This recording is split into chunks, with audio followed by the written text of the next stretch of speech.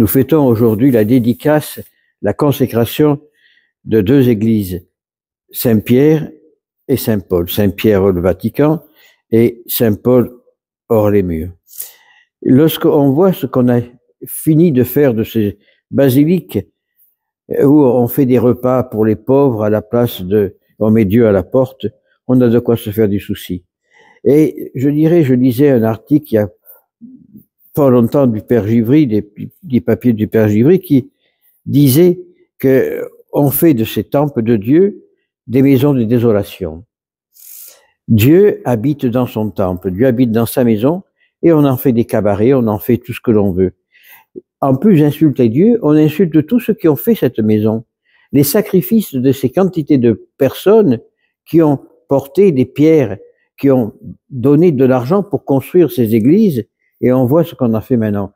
Alors ça me fait sourire lorsqu'on dit, mais le Vatican est très riche, regardez ce qu'ils ont. Mais il faut les entretenir, et c'est pas si facile que ça. Et deux, ce sont les dons des gens. Qui irait acheter le Vatican? Qui irait acheter la Pietà de Michel-Angelo? Qui irait acheter les tombeaux qui ont été faits au cours des siècles?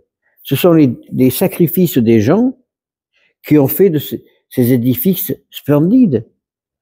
Mais ils les ont pas fait pour leur gloire, ils les ont fait pour la gloire de Dieu. Qu'est-ce que nous, on en fait aujourd'hui? On détruit les églises, on les vend pour faire des supermarchés, pour faire des nightclubs et tout ce qui s'ensuit. C'est une insulte à Dieu, bien sûr, mais c'est une insulte à tous ceux qui ont travaillé et tous ceux qui se sont sacrifiés pour faire ces édifices-là. Est-ce qu'on en a conscience?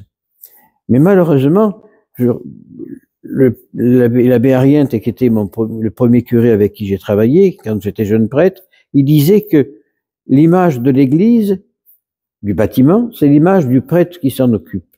Eh bien, c'est bien vrai, parce que quand on voit que tout ce qui se passe dans Saint-Pierre, hein, ou dans Saint-Paul-les-Murs, où on danse autour de l'autel et on fait tout ce cinéma là, ben oui, mais c'est l'image de ceux qui nous gouvernent, c'est-à-dire pas très propre, malheureusement. C'est pour ça qu'aujourd'hui, quand on fête ces dédicaces de ces basiliques, prions pour que ceux qui nous gouvernent, ceux qui devraient être les défenseurs de la foi, ceux qui devraient être ceux qui nous conduisent à la vérité tout entière, eh bien, changent pour qu'ils se convertissent et qu'ils soient comme ces édifices qui représentent la beauté de Dieu. Alors prions pour François Bergoglio, prions pour les évêques qui transforment leurs églises en tout ce que l'on veut, sauf dans ce qu'on doit. Ainsi soit-il.